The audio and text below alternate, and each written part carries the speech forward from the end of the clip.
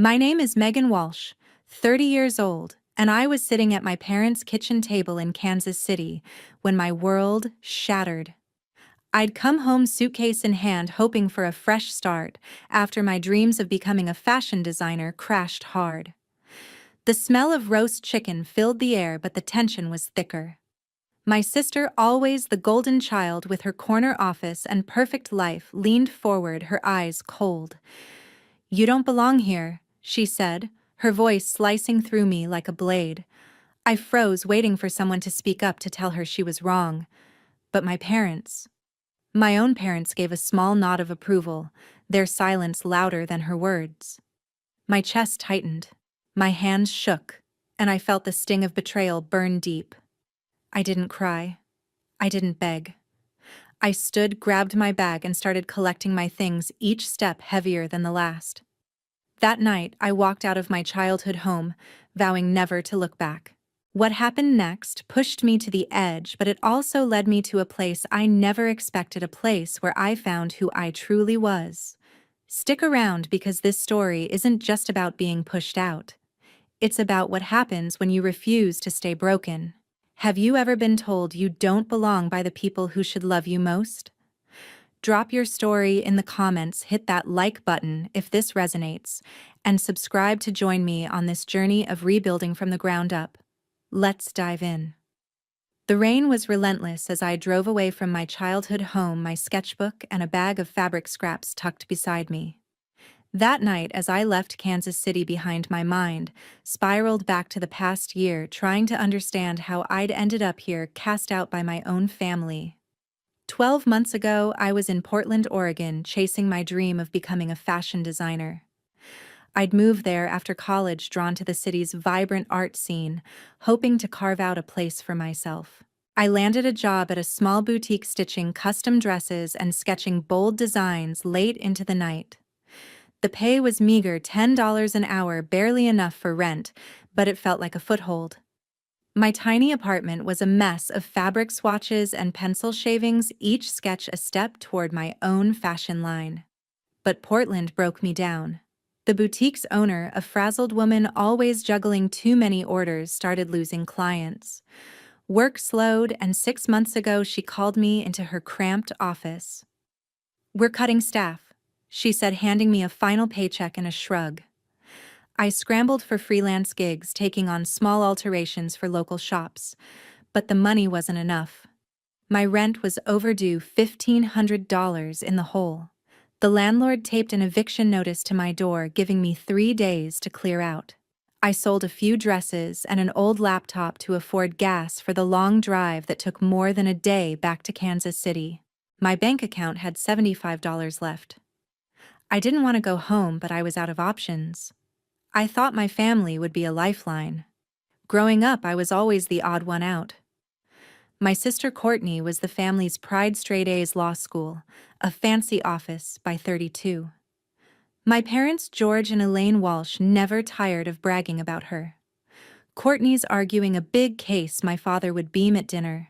"She's set for life." My sketches, my late nights cutting patterns, got polite nods and comments like, "That's nice, Meghan, but when are you getting a stable job?" It hurt, but I brushed it off. Courtney made it worse. She'd smirk when I talked about my designs, calling them cute projects in a tone that twisted my gut. At a family picnic years ago, I mentioned entering a design contest. "Stick to something realistic," she said, loud enough for the neighbors to hear. My mother gave a small nod, and my father started talking about Courtney's latest promotion. I thought coming home might change things. I'd been away for years, and I hoped they'd see my effort, my passion. I packed my sketchbook, a bag of fabric scraps, and a duffel of clothes, drove across 6 states, and knocked on my parents' door, exhausted but hopeful. I rehearsed my words. "I just need a place to stay for a while, to rebuild." I pictured my mother offering a hug, my father suggesting job leads. But sitting at that kitchen table, their silence after Courtney's cutting words, "You don't belong here," hit harder than any eviction notice. The tension wasn't new.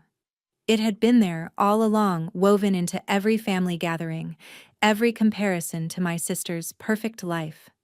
As I drove through the rain, my hands tight on the wheel, I felt unmoored. I'd left Portland with nothing, and now my family had turned their backs. I had no job, no home, just a sketchbook full of dreams and a bag of scraps. But deep down, something stubborn in me refused to break. I didn't know how, but I was going to prove them wrong, not for their approval, but for myself.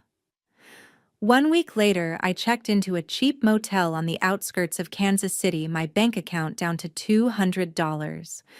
The neon sign flickered outside my window, and I lay on a lumpy mattress staring at the ceiling, wondering how I'd fallen so far. After leaving my parents' house, I spent the first few nights in my car parked in a quiet lot, my sketchbook untouched beside me. The cold seeped through the windows and I rationed gas to keep the heater running. I couldn't afford to stay there forever, so I scraped together enough for a week at the motel. To survive, I took a part-time job at a fast food joint near the highway, flipping burgers for $8 an hour. The greasy smell clung to my clothes, a constant reminder of how far I was from my dreams. Desperate for a lifeline, I reached out to my college friend Heather Lane.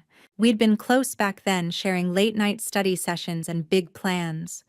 She answered my call on the second ring, her voice warm but cautious. "Come stay with us," she said, and I felt a flicker of hope. Her apartment in Midtown was small but cozy, and she offered me her couch. Her boyfriend Brian Cole was polite, shaking my hand with a tight smile when I arrived, my duffel bag slung over my shoulder. They were kind. Heather made me coffee. Brian shared leftovers, but I could feel the strain. I was an intruder in their space, my presence disrupting their routine. Every night as I folded my blanket on the couch, I sensed their hushed conversations in the next room, their voices too low to make out but heavy with tension. I tried to make it work. I'd leave early for my shifts, sketching designs on napkins during breaks, clinging to the hope that I could rebuild. But the weight of my situation pressed down harder each day. I had no savings, no plan, and the sting of my family's betrayal lingered like a bruise. Then one afternoon, I got a text from my old friend Bonnie Hart. We'd grown up together, though we'd drifted apart since high school. She worked at a bank downtown and always seemed to know everyone's business. "Can we meet?" she asked, and I agreed, hoping for a distraction. We sat at a diner sipping burnt coffee, and her words hit me like a punch. "People are talking, Meghan," she said, her eyes darting away. "Your family's telling everyone you ran away, that you're a failure who couldn't make it." I gripped my mug, my knuckles white. The idea that Courtney, my sister, was spreading these lies, or worse, that my parents were letting her, cut deeper than her words at the dinner table. Bonnie fidgeted, clearly uncomfortable, but she kept going. "They're saying you abandoned them, that you're too stubborn to get a real job." I wanted to scream, to call her, and demand why they'd twist the truth like this. But I didn't. I just nodded, thanked Bonnie, and left the diner, my chest tight with anger and shame. The rumors made me feel smaller, like I was shrinking under the weight of their judgment. Back at Heather's, I tried to hide my spiraling thoughts, but it was hard. Brian's polite smiles grew thinner, and Heather started dropping hints. Small comments about their busy schedules, their need for space. I knew I was overstaying my welcome, but I had nowhere else to go. My shifts at the fast food place barely covered the motel's weekly rate, and my sketchbook, once my escape, felt like a reminder of everything I'd lost. I'd lie awake on the couch, replaying Bonnie's words, wondering if my family was right. Maybe I was a failure. But even in my lowest moments, a stubborn spark refused to die. I wasn't done yet. I just needed a chance, a way to claw my way back.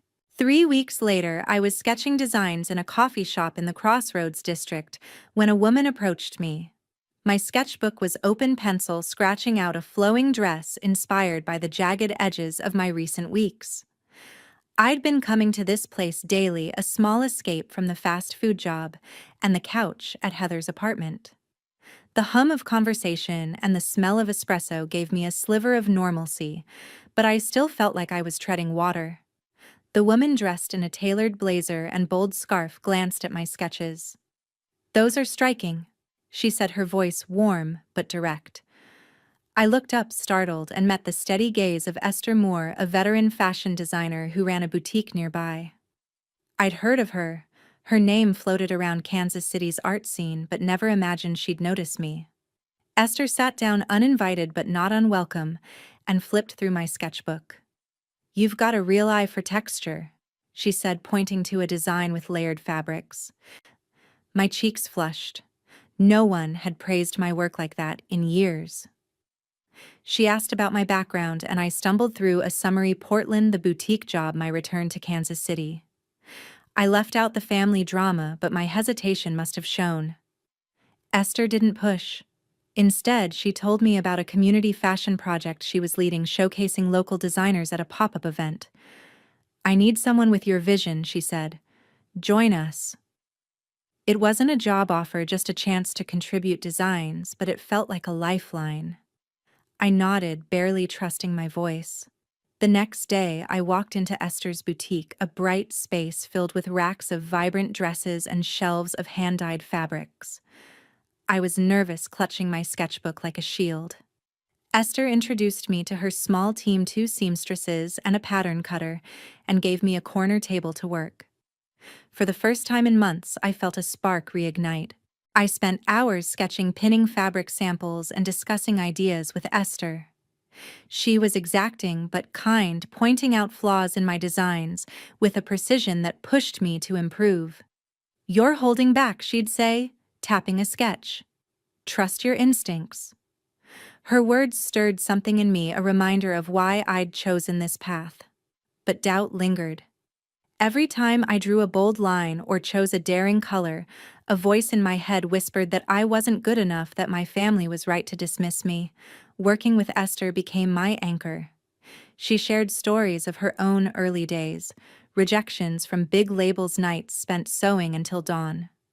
Her boutique had started as a dream, much like mine, and she'd built it through grit and refusal to quit.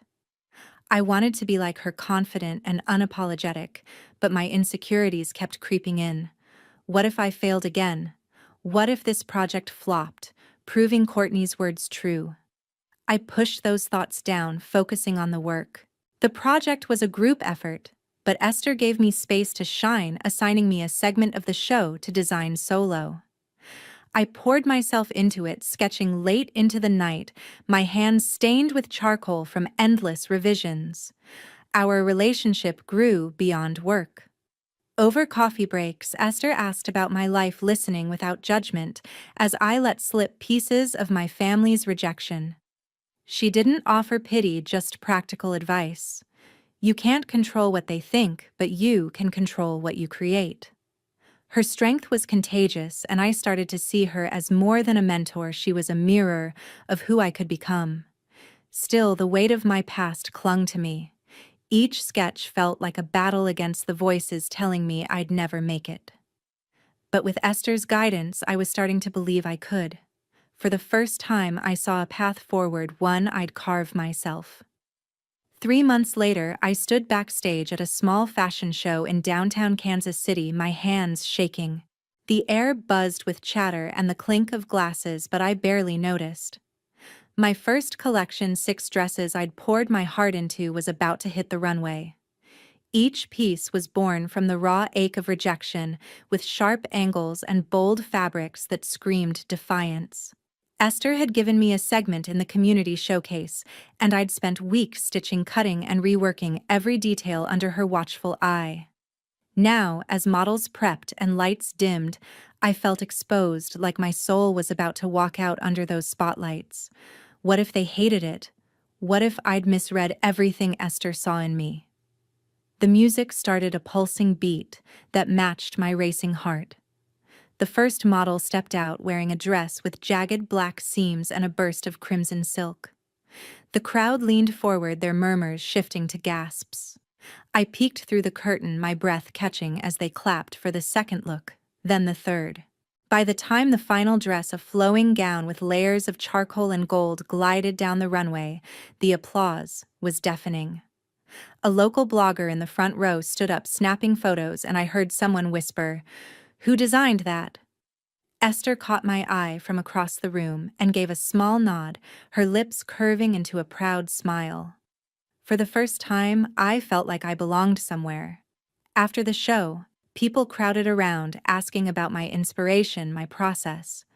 A boutique owner slipped me her card saying she wanted to stock my designs. I was dizzy with it all, barely able to string sentences together. This was it, a real step toward the career I'd dreamed of. I was no longer the girl flipping burgers or crashing on a friend's couch. But as I packed up my fabric samples, my phone buzzed with a text from Bonnie Hart. "Call me," it said. "It's about your sister."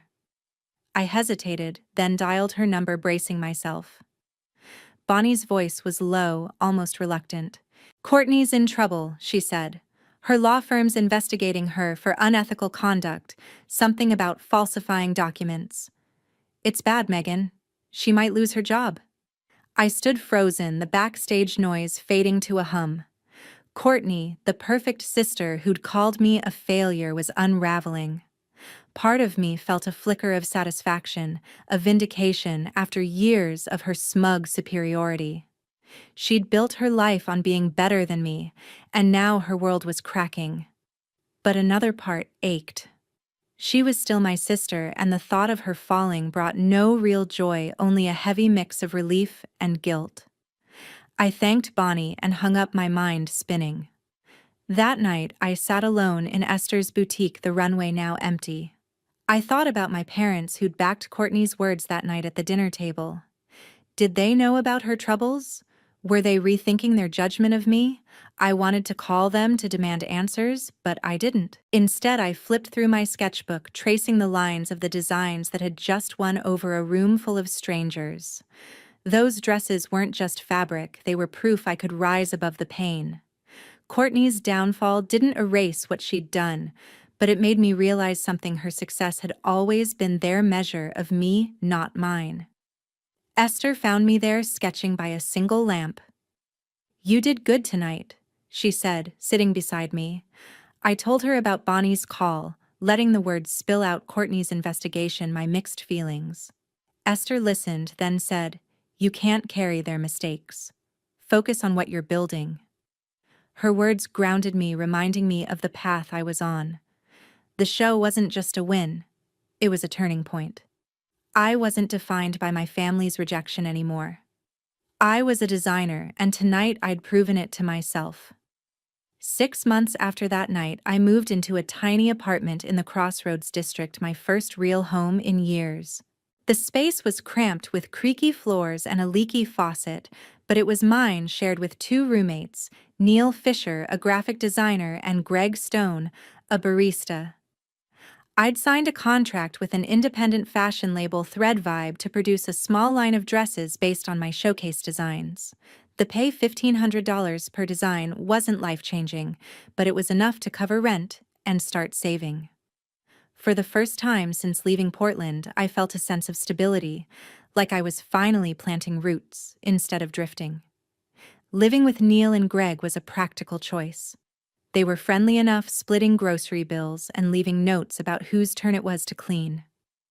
Neil was quiet, always sketching logos at the kitchen table, while Greg blasted music and told stories about quirky coffee shop customers. We got along, but I kept my distance, wary of letting anyone too close.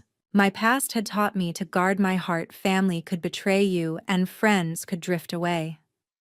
I'd spend evenings in my room sketching new designs or refining pieces for Thread Vibe, my focus on building something that was mine alone. One morning, as I sipped coffee and checked emails, a message from my mother, Meghan Walsh, popped up. The subject line read, "I'm sorry." My stomach twisted. I hadn't spoken to her or my father since that night at the dinner table. Her words were careful, almost formal, apologizing for how things ended, saying she missed me and wanted to talk. She mentioned Courtney's struggles, but didn't elaborate. I stared at the screen, my finger hovering over the reply button. Part of me wanted to respond, to ask why they'd let Courtney's words define me. But another part, the part that had fought to rebuild, wasn't ready. I deleted the email, choosing silence. I needed to protect the life I was creating, not reopen old wounds. A few days later, I met Bonnie Hart at a cafe to catch up. She'd been a steady friend even if we weren't close anymore. Over lattes, she dropped a bombshell. Courtney got fired, she said, stirring her drink. The law firm found proof she'd fudged client records. It's a mess. I leaned back, processing the news. Courtney, the sister who'd always been the golden child, was out of a job. Bonnie added that my parents were struggling too. My father's construction business was slowing, and they'd taken out a loan to cover bills. The Walsh family, once so quick to judge me, was crumbling under their own weight. I should have felt triumphant, but instead, a dull ache settled in my chest. Courtney's fall didn't erase the pain of her words or my parents' silence. It just made their world seem smaller, more fragile. I thought about Elaine's email, her attempt to reach out, but I still couldn't bring myself to reply. I'd spent years chasing their approval only to realize it was a trap. My life now, my designs, my apartment, my hard-won independence was proof I didn't need it. Back at the apartment, I threw myself into work. Thread Vibes owner, a sharp woman named Lila, pushed me to refine my designs, pairing me with a small team to prepare for a regional fashion expo. The hours were long, but I loved the challenge, selecting fabrics, tweaking patterns, watching my sketches come to life.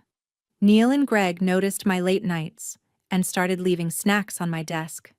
Small gestures that chipped away at my walls.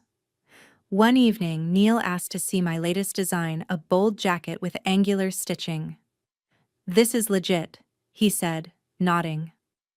I smiled, feeling a warmth I hadn't expected. Maybe I could let people in just a little. As I stood in my tiny room pinning fabric swatches to a mood board, I realized how far I'd come. The girl who'd driven away from her childhood home, rejected and broke, was gone. I was building a life that belonged to me, not defined by my family's expectations or their failures. Courtney's downfall and my parents' struggles were their story, not mine. I wasn't running anymore.